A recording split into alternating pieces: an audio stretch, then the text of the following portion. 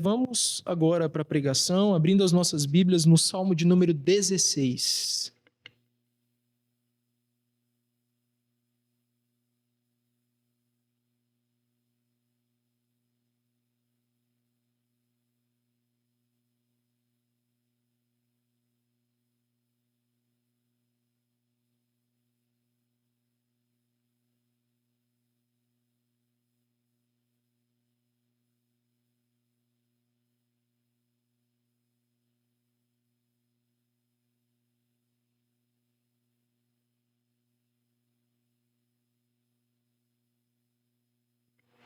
Salmo 16, versículo 1. A Bíblia diz o seguinte: Guarda-me, ó Deus. Guarda-me, ó Deus, porque em ti me refugio.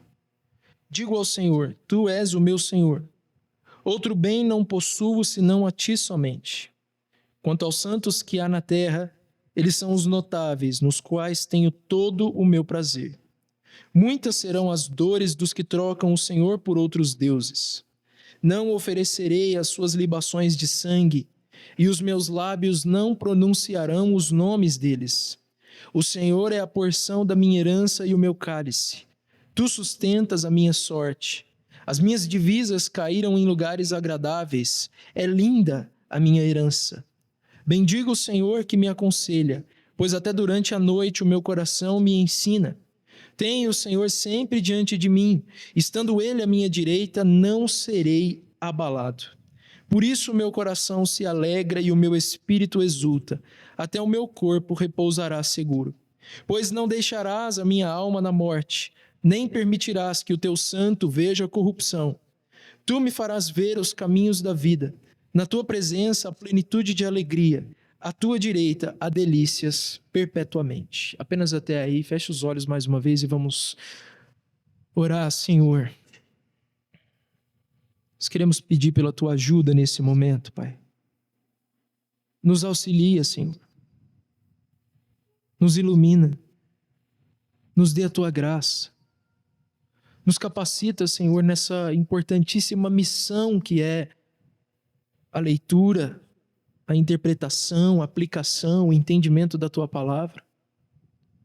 Senhor, eu quero pedir a ti, Pai, que o Senhor esteja conosco, que a tua mão esteja sobre nós, que o Senhor abra o nosso entendimento, que não seja apenas mais um culto, mais um domingo, mais um momento em que lemos a Bíblia de forma desinteressada, mecânica e automática.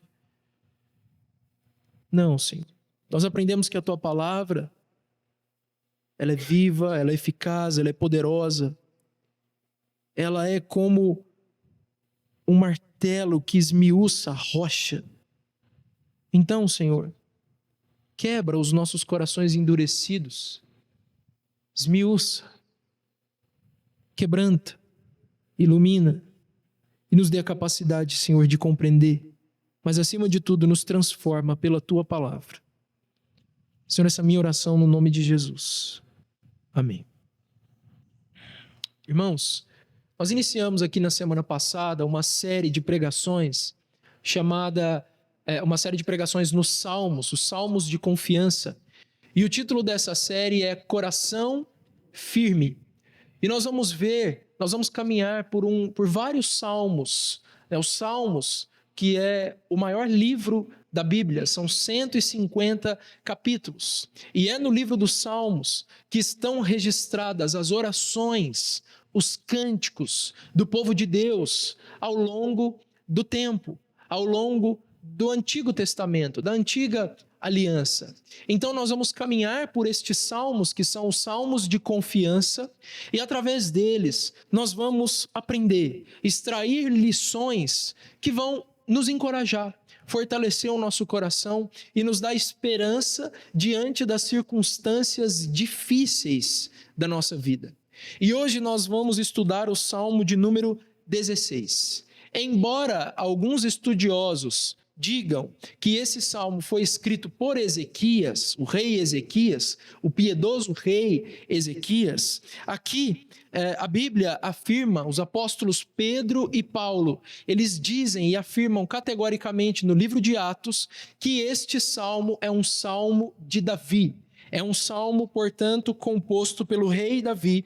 E aqui na Bíblia, você provavelmente tem uma anotação, um subtítulo debaixo do título do salmo que diz hino ou cântico de Davi. Então esse é mais um salmo davídico, um salmo de Davi. Uma outra característica desse salmo, irmãos, é que ele é um salmo messiânico. O que é um salmo messiânico? Salmos messiânicos são aqueles que são proféticos, salmos fortemente simbólicos e proféticos, que tratam sobre um futuro que o próprio salmista não conhecia completamente. Fala sobre realidades que o salmista não viveu. Mas se você analisar à luz da revelação completa, à luz do Novo Testamento, você percebe que aquele salmo, embora o salmista estivesse falando dele, não pode ser aplicado ao salmista, mas é aplicado à pessoa de Jesus Cristo, o Messias esperado. Quais são os salmos messiânicos? Alguns exemplos de salmos messiânicos. O salmo de número 2, que nós abrimos esse culto.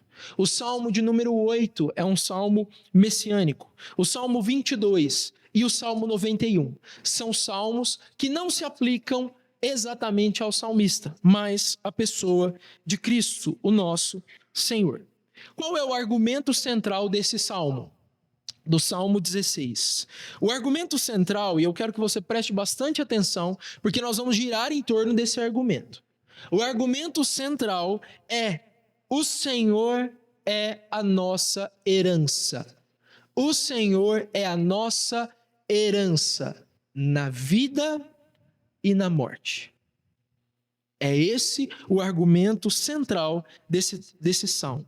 E esse salmo parece que está intimamente relacionado com uma aliança que Deus havia feito com Davi. Se você está com papel e caneta, tome nota. Primeiro livro das Crônicas, capítulo 17, versículos 11 a 14.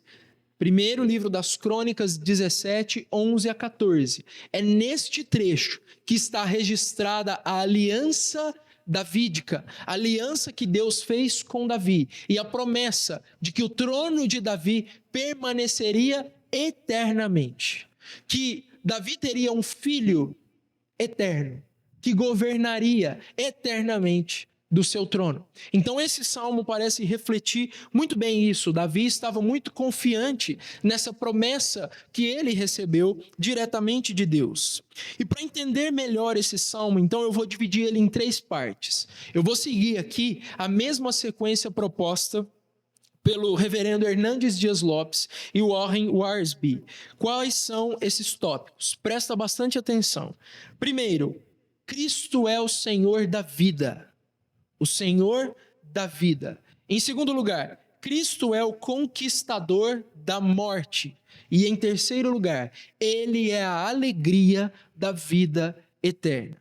Então, a primeira parte, ela vai dos versículos 1 ao 8, que nós vamos ler agora um a um, e eu vou explicando eles de forma detalhada. Vamos ler, então, o versículo 1 que abre a primeira sessão, que é essa: Cristo é o Senhor da vida. Versículo 1 diz: guarda-me, ó Deus, porque em ti me refugio. Irmãos, aqui o salmo começa com uma oração de confiança. Como eu disse, é um salmo de confiança. É um salmo em que o salmista está depositando a sua confiança em Deus. E já no primeiro versículo, ele diz: Senhor, guarda-me. Senhor, eu me refugio em ti. Senhor, eu confio em ti. Essa oração cheia de confiança é muito importante, vinda da boca de Davi. Porque Davi foi um homem que sofreu muito. Davi foi um homem que enfrentou muitas batalhas.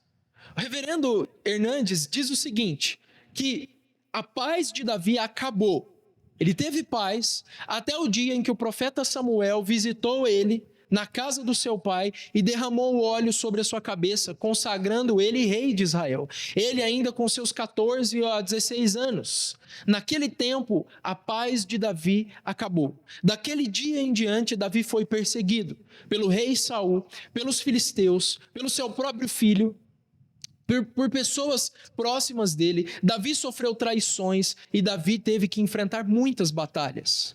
Então, iniciar esse salmo dizendo: Senhor, em ti eu confio, traz para nós uma lição muito importante. Em quem nós devemos confiar nas nossas batalhas? Em quem nós devemos confiar nos momentos de aflição? Davi não confiava nos seus amigos. Davi não confiava nas suas riquezas. Davi não confiava na força do seu braço, na habilidade da sua espada, no número do seu exército. Pelo contrário, Davi confiava no Senhor em todas as suas lutas. Em quem você tem confiado? Em quem você deposita sua confiança? É muito simples você descobrir. É muito simples. O que é que ocupa mais o seu pensamento? Qual é a sua grande preocupação? Ganhar dinheiro? Resolver o problema das suas dívidas? Você acredita que quando você ficar curado de alguma doença ou alguma condição, você finalmente será feliz? O que é que ocupa o seu coração? É nisso que você confia. Você está com grande expectativa pelas eleições de 2026? Você está com expectativa pelas eleições? Aguardando que um Messias suba a rampa da presidência para nos livrar dessa condição em que nós estamos? Se é isso que ocupa a sua mente, então é aí que está a sua confiança. Mas o querido salmista Davi nos ensina: confie em Deus. Se refugie no Senhor. Agora veja o versículo 2. Digo ao Senhor: tu és o meu Senhor. Outro bem não possuo senão a ti somente. No versículo 2, Davi expressa uma confiança pessoal. Pessoal. Ele diz para Deus, ele reconhece que Deus é o Senhor. O que nós vimos aqui na EBD? Sobre a providência. Que Deus é Senhor, que Ele governa, que Ele sustenta todas as coisas. Porém, é muito fácil você reconhecer que Deus governa todas as coisas, mas se recusar a submeter a sua vida ao senhorio dele. O Senhor governa sobre os poderosos. O Senhor governa sobre os eventos climáticos. O Senhor governa sobre os governos. O Senhor está sobre as autoridades. Mas e quando se trata do Senhor governando a sua vida? As suas doenças, a sua pobreza, ou a sua riqueza e a sua saúde? Você reconhece o senhorio de Deus sobre a sua vida? Sobre o seu dia a dia? Sobre as decisões que você toma? Você reconhece que Ele é o seu Senhor? É isso que Davi está dizendo: tu és o meu Senhor. Ele se coloca como um servo, como um escravo, diante do seu amo, diante do seu Senhor. E ele diz o seguinte: outro bem não possuo, senão a ti somente. Irmãos, quantos de nós estamos prontos para admitir o senhorio de Deus, o senhorio de Cristo sobre as nossas vidas? Sobre as nossas famílias, sobre o nosso cônjuge, sobre o tamanho das nossas famílias, sobre o tamanho do nosso patrimônio, sobre cada aspecto da nossa vida. Você está pronto a dizer: tudo é teu, tu és o meu Senhor? Ou você diz: tu és soberano, mas até aqui, desse ponto em diante, o Senhor não entra, porque quem manda sou eu? Não, Davi reconhece, ele admite que Deus é o Senhor dele. Irmãos, se nós olharmos para Cristo, percebam como que esse salmo ele vai caminhando e se aplicando para o Senhor. Se nós olharmos para o Senhor Jesus, nós vamos ver que Cristo era assim. Em todas as suas aflições, em quem ele se refugiava? Em Roma? Nos seus discípulos? Na sua mãe? Não. Ele se refugiava em Deus somente. Somente no seu Pai. Somente em Deus. Era ali que ele se refugiava. Ele passava noites em oração, dias inteiros. Ele se refugiava, se isolava para orar, porque ele sabia que Deus era o seu sustento. E mais, em todas as suas aflições, ele contava com o auxílio do Espírito Santo. E era pelo Espírito que ele era fortalecido. Vejam Jesus no deserto, sendo tentado. Quando ele vence a tentação, a Bíblia diz que anjos enviados dos céus vinham para servi-lo, porque Deus o socorreu. Quando Cristo está no Getsêmani, Lucas diz que um anjo enviado por Deus o consolava. Por quê? Confiou em Deus, que ele te livre. O Senhor então estava com Cristo em todos os momentos. Vamos ver os versículos 3 e 4 agora. Ai, Caleb, esqueci de dar play no cronômetro. Irmãos, eu sinto muito, mas eu vou começar a pregar 1 hora a partir de agora, porque eu esqueci de dar play aqui no relógio. Então, amém, né? Versículo 3. Quanto aos santos que há na terra, eles são os notáveis, nos quais tenho todo o meu prazer. Olha que versículo interessante. Quanto aos santos que há na terra, eles são os notáveis, neles eu tenho todo o meu prazer. Quem são os santos que estão na terra? Quem são estes notáveis? A palavra aqui, para notáveis, poderia ser traduzida também por heróis. Quem são esses heróis? Quem são esses notáveis? Quem são estes santos que estão na terra? Está sentado do teu lado. Somos nós, a igreja de Cristo.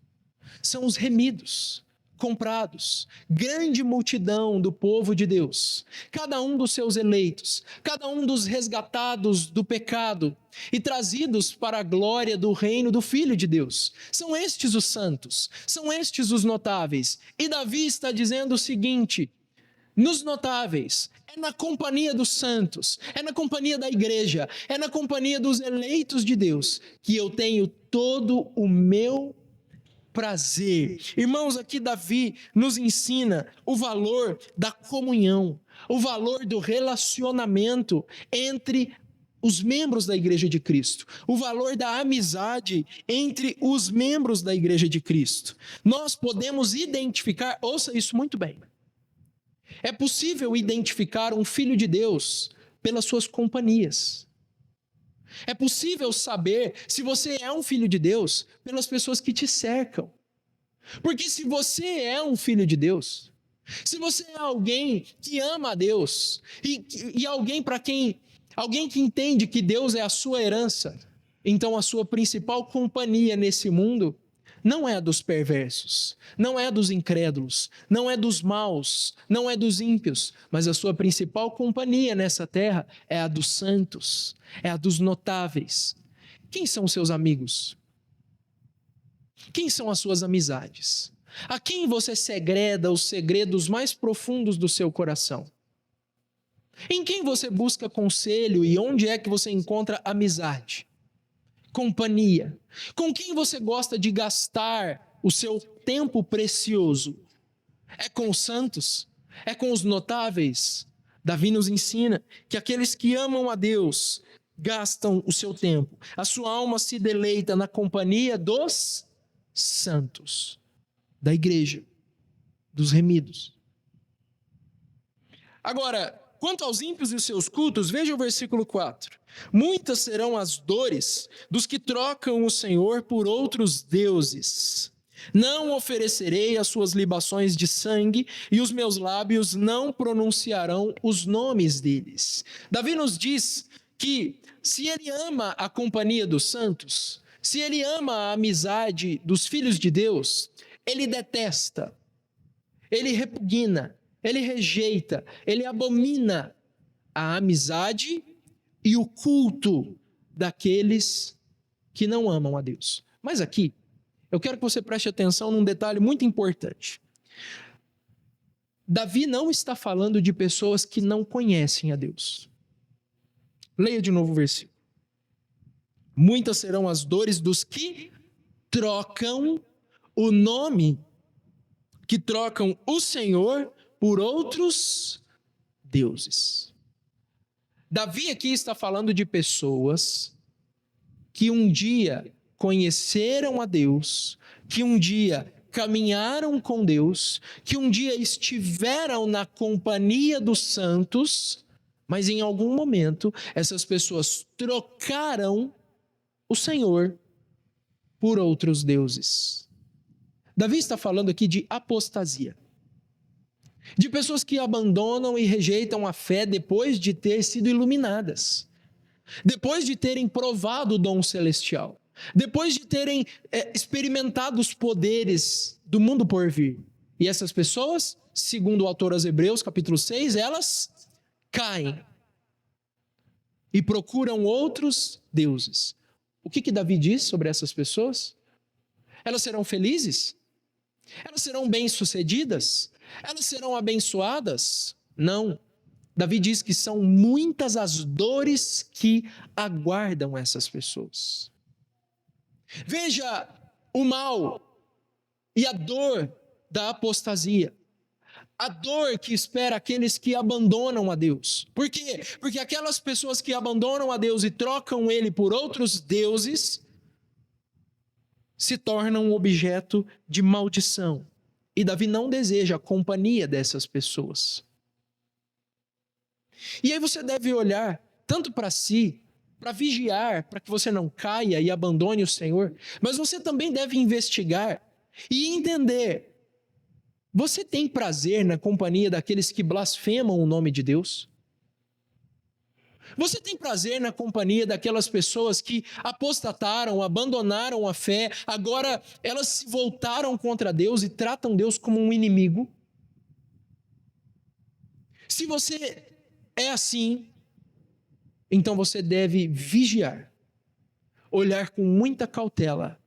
Por quê? Porque é na companhia dos notáveis, dos santos, que nós temos todo o nosso prazer. Isso nos lembra Tiago capítulo 4, versículo 4, que diz que a amizade com o mundo é inimizade com Deus. Isso é muito importante. E nisso nós também vemos o zelo do Senhor Jesus. Nós também vemos o zelo de Cristo sendo refletido. Nós vimos Jesus na companhia dos publicanos. Nós vimos Jesus na companhia das prostitutas, buscando salvar, buscando encontrar, buscando alcançar essas pessoas. Mas você não vai encontrar o Senhor se deleitando com os fariseus. Você não vai encontrar o Senhor se deleitando com os hipócritas. Você não vai encontrar o Senhor se deleitando com aquelas pessoas que estavam abandonando a Deus e servindo a si mesmos. Falsas religiões. O Senhor não se agradava e foi muito severo com aqueles que se diziam, preste atenção nesse detalhe, se diziam cristãos, diziam conhecer a Deus, mas na sua vida eram perversos e mundanos. Esses, Cristo fez um chicote, um azorrague, visitou eles no templo, derrubou suas mesas e os espancou.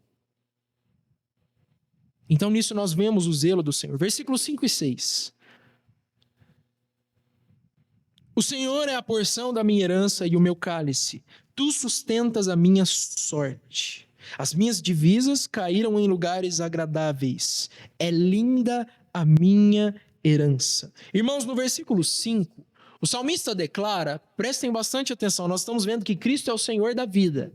O salmista declara aqui que o Senhor é a sua herança, que o Senhor é o seu bem mais precioso.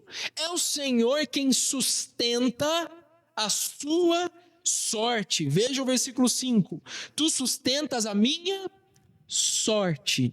Em outras traduções diz que ele é o arrimo da minha sorte. Alguma Bíblia aí diz isso? Arrimo?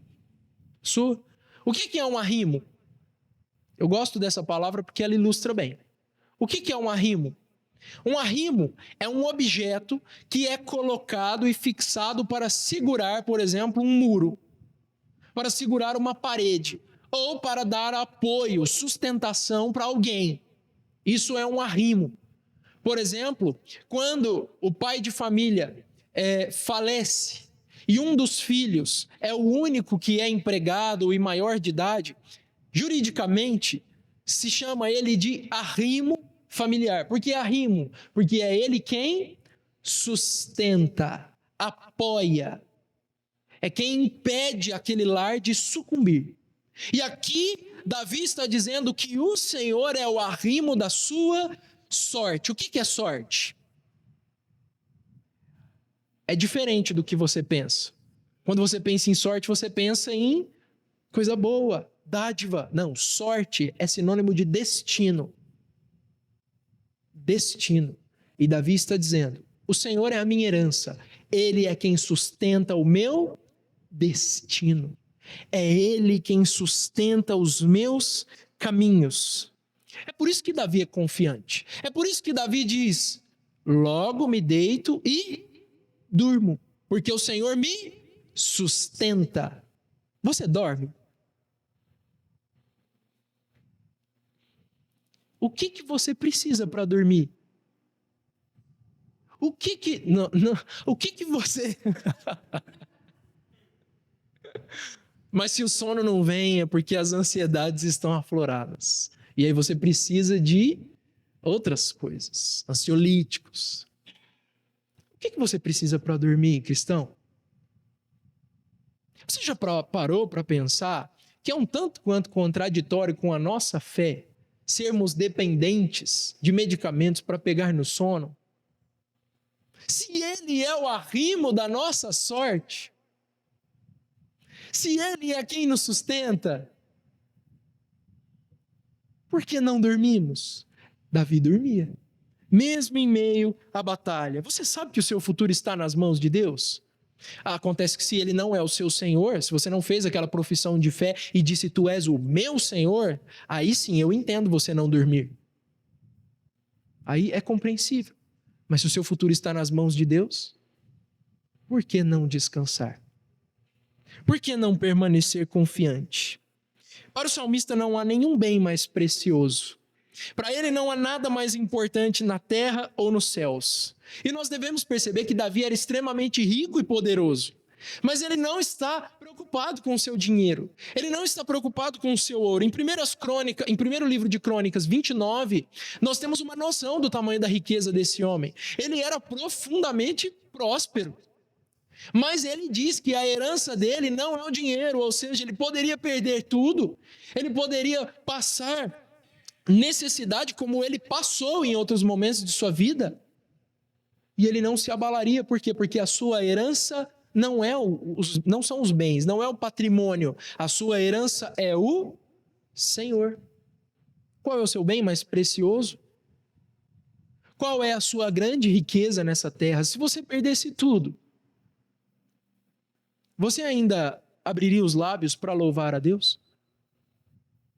Se, como o profeta Abacuque, não sobrasse mais gado no seu curral, todas as suas ovelhas fossem arrebatadas, o seu dinheiro tivesse sido completamente perdido, e você perdesse o seu lar e os seus parentes, você ainda teria poesia nos lábios? Cântico no coração? E eu não estou dizendo que nós não podemos sentir tristeza. Mas tristeza é uma coisa, ansiedade é outra bem diferente.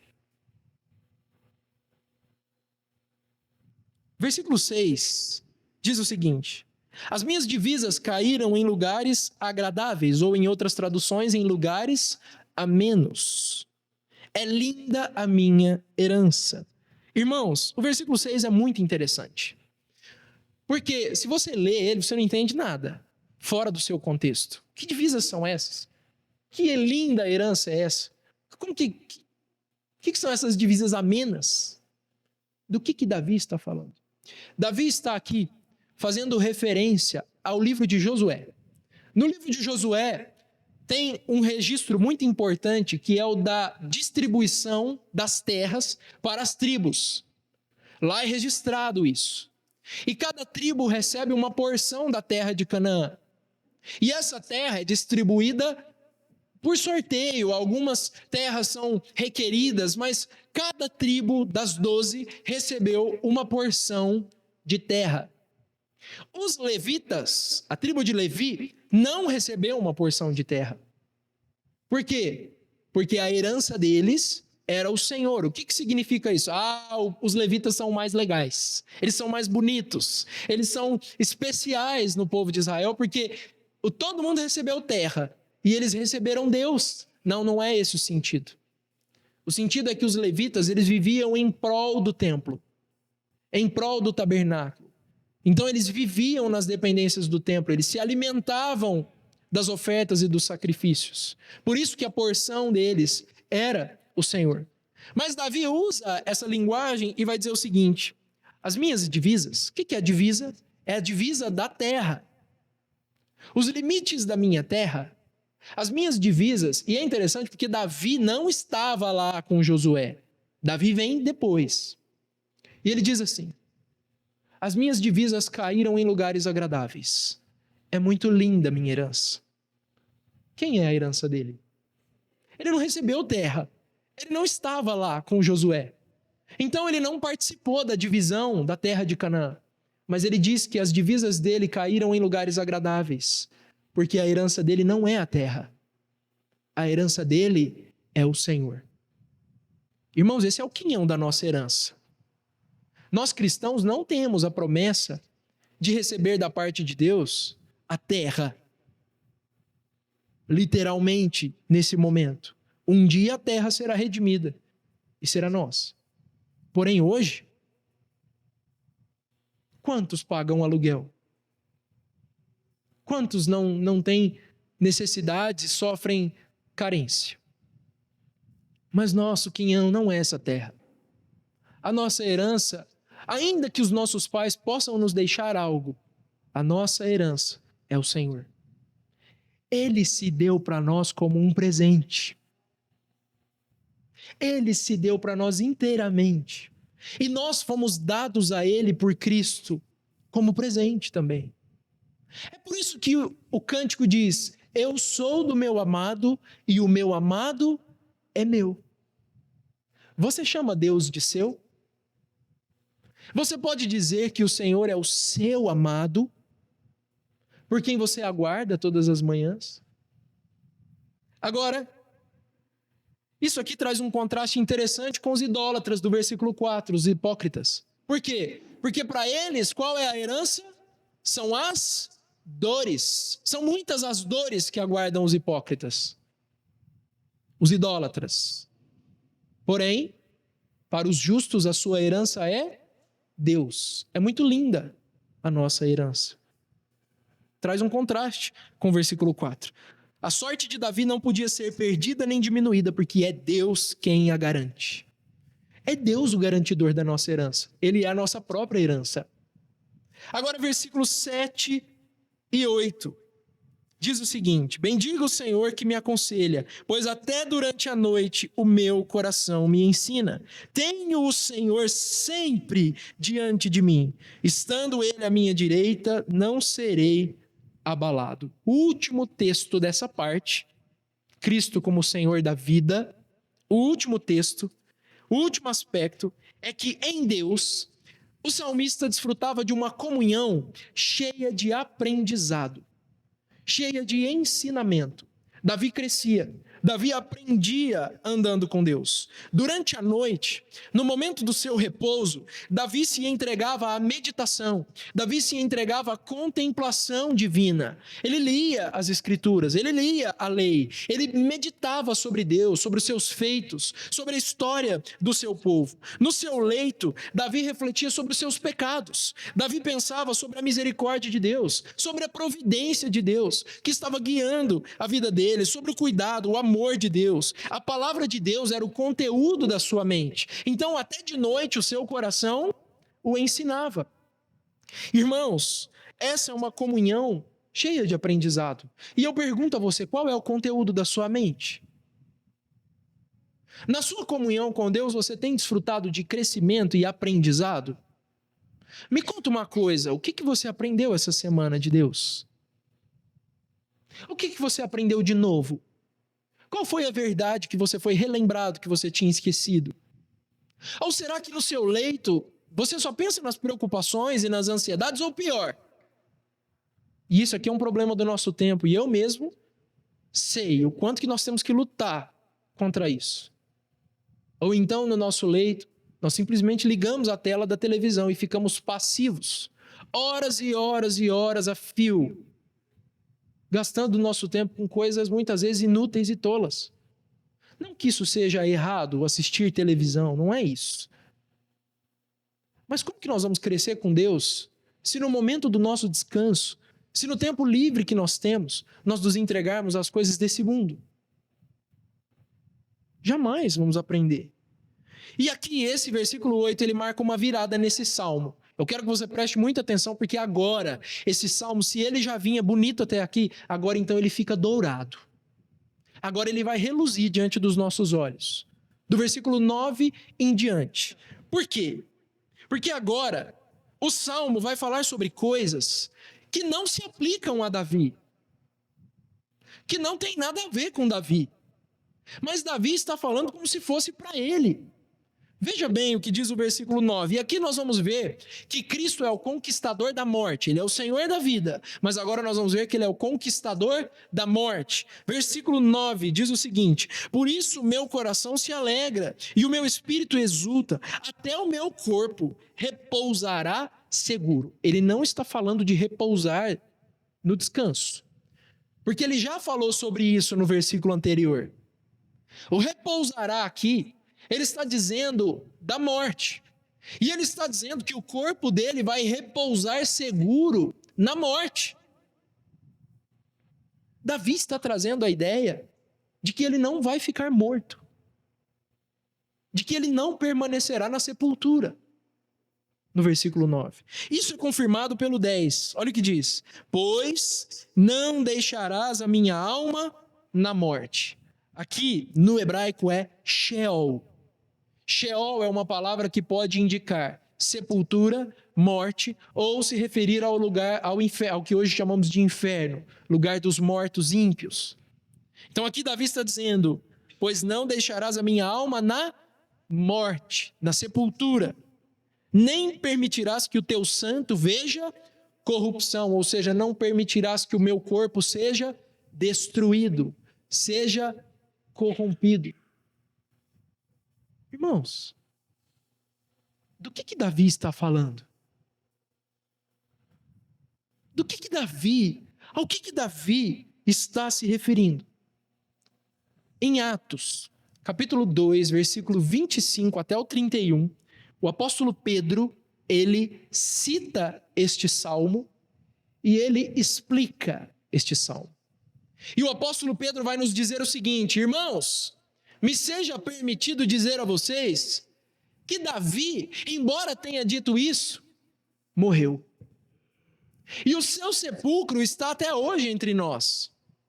É possível visitar a sepultura de Davi. E os restos mortais dele estão lá. O corpo dele viu corrupção? Viu. Foi destruído. Ele está na morte. Ele experimentou a morte. E ele permanece lá. Até hoje. Então, do que Davi está falando? Então, Pedro nos diz que Davi, naquele momento, não falava de si mesmo, mas como um profeta, ele estava falando de outra pessoa. E aí você volta na aliança que Deus fez com ele. Qual é a aliança? Eu darei a você um descendente que se assentará no trono, e o seu trono será eterno. Então Davi olha para essa promessa e ele diz: tu não deixarás que o teu santo veja corrupção. O meu corpo não permanecerá na morte. Eu repousarei seguro. Irmãos, Davi está falando sobre a ressurreição de Cristo. Porque Cristo é o filho de Davi. Cristo é o descendente de Davi. E ele foi morto. Mas ele não permaneceu na sepultura. Ele não permaneceu em Sheol. Ele não ficou lá. Porque ao terceiro dia ele se levantou dentre os mortos e não mais está na morte. As entranhas da morte não foram capazes de conter o Senhor, porque ele ressuscitou. Irmãos, a morte, em primeiro lugar, isso aqui traz duas lições para nós. Em primeiro lugar, a morte não foi capaz de destruir e conter o nosso Jesus. Para ele, sim, a morte foi um repouso. A morte para Jesus foi um descanso. Porque ele enfrentou a cruz. Ele enfrentou os chicotes, ele enfrentou as cusparadas, o cuspe dos romanos, ele enfrentou a zombaria, ele enfrentou o abandono. Foi duro o seu trabalho. Não é isso que diz em Isaías capítulo 53? Que ele então descansaria do seu penoso trabalho? Quando é que ele descansou? Na sepultura. Para ele foi um repouso. Para ele foi apenas um descanso, porque a morte não o conteve. Sabe quando a gente vai no velório e a gente encontra os parentes do defunto e a gente fala assim: descansou. Ele descansou, pelo menos ele descansou. Só teve um que descansou na morte: Cristo. Porque a morte não o segurou. A morte não o conteve. Foram apenas 3 dias. Só ele. E somente o cristão, escute bem isso, somente o cristão pode dizer que a sua morte será um repouso também. Se você é salvo, se Deus é seu e você é dele, no dia da sua morte, você vai entrar em um repouso, em um descanso. Por quê? Porque você vai aguardar, a sua alma estará juntamente com Deus, aguardando o dia da sua ressurreição. Por quê? Porque em 2 Coríntios 5:8, Paulo diz o seguinte: eu prefiro deixar esse corpo para habitar com Cristo. Então, preferir deixar o corpo é ter algum tipo de expectativa ou desejo pela morte. Isso parece um pouco estranho. Isso parece um pouco, esqueci a palavra, mas sinistro, vamos dizer assim.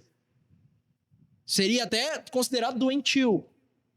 Mas ele está expressando esse desejo e essa preferência porque para ele a morte seria apenas um repouso de algum tempo, e depois ele então estaria com Cristo. Por quê? Porque se Jesus ressuscitou, nós podemos ter a certeza da nossa ressurreição. O nosso corpo será destruído. O nosso corpo verá corrupção. Porém, a Bíblia nos promete em 1 Coríntios 15:20 que Cristo é as primícias. Ele é o primogênito dentre os mortos. Se ele é o primogênito, é porque então ele inaugurou a ressurreição. E depois dele virão muitos outros. Quem são esses outros? Somos nós. Nós vamos experimentar a corrupção do nosso corpo, mas nós vamos apenas descansar por um tempo. Eu não estou falando que nós vamos dormir. Eu estou falando que nós vamos descansar das lutas daqui. E aguardaremos a vinda, a ressurreição do nosso corpo. É por isso que nós não precisamos ter medo da morte. Veja como que esse salmo toca em pontos cruciais e centrais do nosso tempo. Insônia, ansiedade, preocupações e o medo exagerado da morte. O medo de morrer. O medo de deixar essa vida. Se Deus é seu, se o Senhor é a sua herança, você tem medo do quê? Qual é o seu temor? Mas, de novo, se Deus não é a sua herança, eu entendo o seu medo. Eu teria também. Vamos terminar no versículo 11. Tu me farás ver os caminhos da vida. Na tua presença há plenitude de alegria. À tua direita há delícias perpetuamente. Se os versículos 9 e 10 falam sobre a ressurreição de Cristo e também da nossa ressurreição, o tema do versículo 11 é a vitória de Cristo. e a sua ascensão. Você já ouviu uma pregação sobre a ascensão de Cristo? Certamente que não. Certamente que você nunca ouviu um sermão sobre a vitória de Cristo. O que é a vitória de Cristo? Existia um pacto eterno, chamado Pacto da Redenção, feito entre o Pai, o Filho e o Espírito Santo. Por esse pacto, o Pai designou que o Filho deveria encarnar-se, viver uma vida em perfeição e morrer no lugar dos seus eleitos. Esse é o Pacto da Redenção. Mas qual é a promessa? Em todos os pactos que Deus faz, pela obediência, Ele faz uma promessa. Se fores bem, se fizeres bem, se obedeceres, então você será abençoado. Com Cristo seria diferente? Não, Cristo recebeu, o Filho recebeu uma promessa do Pai. Que promessa é essa? A promessa de que, se Ele então cumprisse a sua parte no pacto, enfrentasse a morte, e então morresse pelo seu povo, pela sua obediência, por favor, preste muita atenção nisso. Pela sua obediência, ele teria tudo isso que está descrito no versículo 11. O versículo 11 diz que o salmista veria os caminhos da vida, mas é interessante que ele está falando que ele vai ver os caminhos da vida depois de ter experimentado a morte. Olha só. Tu me farás ver os caminhos da vida. Isso é a promessa que Jesus recebeu do Pai, de ver os caminhos da vida, mesmo depois da morte. Depois, a promessa é a seguinte: na tua presença a plenitude de alegria, e à tua direita ou à tua destra. O que o credo apostólico fala? Quem decorou o credo apostólico alguma vez? O credo apostólico diz o seguinte: creio que Jesus Cristo se encarnou, nasceu da Virgem Maria, padeceu sob Pôncio Pilatos, foi morto, foi crucificado, morto, sepultado, ressuscitou ao terceiro dia, subiu aos céus e está sentado à direita de Deus Pai, o Todo-Poderoso. Quando Cristo ascendeu, subiu aos céus, ele fez isso porque ele recebeu todo o poder, todo o domínio, todas as delícias, todo o deleite foi entregue a ele na destra do Pai. Onde Cristo está agora, Yara? Onde é que Jesus está nesse momento? Ele está à direita, à destra do Pai. É lá que Cristo desfruta de alegrias inacabáveis. Esta alegria ele compartilha com o seu povo. Ele conquistou essa alegria para nós, para mim e para você. À tua direita, há delícias perpetuamente. Na presença de Deus, os prazeres do céu vão muito além do que qualquer prazer que você possa experimentar nessa terra. Porque os prazeres dessa terra, ainda que eles sejam bons, eles são passageiros e transitórios. Mas na destra de Deus, na presença de Deus, há prazeres eternos, inacabáveis, delícias perpétuas. Ao desfrutar dele e servir a ele no céu, não sofreremos restrição, obstrução do tempo, das fraquezas físicas, das consequências do pecado. Lá nós desfrutaremos de Deus eternamente. O que nós concluímos então desse salmo? Em primeiro lugar, com Jesus, nós aprendemos a maneira correta de sofrer. Nós aprendemos a maneira correta de passar pelas dores. Porque o autor aos Hebreus vai dizer o seguinte, que enquanto sofria, Cristo estava com seus olhos focados na promessa, na herança, naquilo que ele ia receber, naquilo que estava proposto para ele. E é por isso que ele sofreu com perseverança e fé. Cristo nos ensina a sofrer. Ele não diz que nós não vamos sofrer, mas ele nos ensina como. Então nós devemos aprender com ele a suportar com paciência as aflições. Em situação de tristeza, Deus é o nosso refúgio. E é o que nós vimos no Salmo 10. Em segundo lugar, em Jesus, não precisamos temer a morte. Você não precisa temer a sepultura. Você não precisa temer a morte, cristão. Não tema. As entranhas da morte não poderão te conter, porque você ressuscitará num corpo incorruptível, juntamente com Cristo. Mas isso é somente para aqueles que têm Deus como sua herança, que confiam em Deus e que não confiam na força das suas riquezas ou do seu braço. Isso é para os salvos, os crentes, os justificados pela fé. Eles não permanecerão na sepultura, mas serão ressuscitados para a glória. Em último lugar, nesse salmo, nós aprendemos sobre a verdadeira felicidade. Felicidade não é dinheiro, como Davi teve. Felicidade não é as alegrias desse mundo. Felicidade, não que seja errado buscar essas coisas, mas nós devemos saber que essas coisas são rasas e passageiras.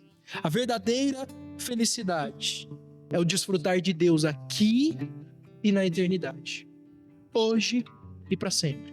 Comunhão com Deus, então, é a verdadeira felicidade. Na presença dele, nós desfrutaremos de alegrias e delícias perpetuamente. Amém?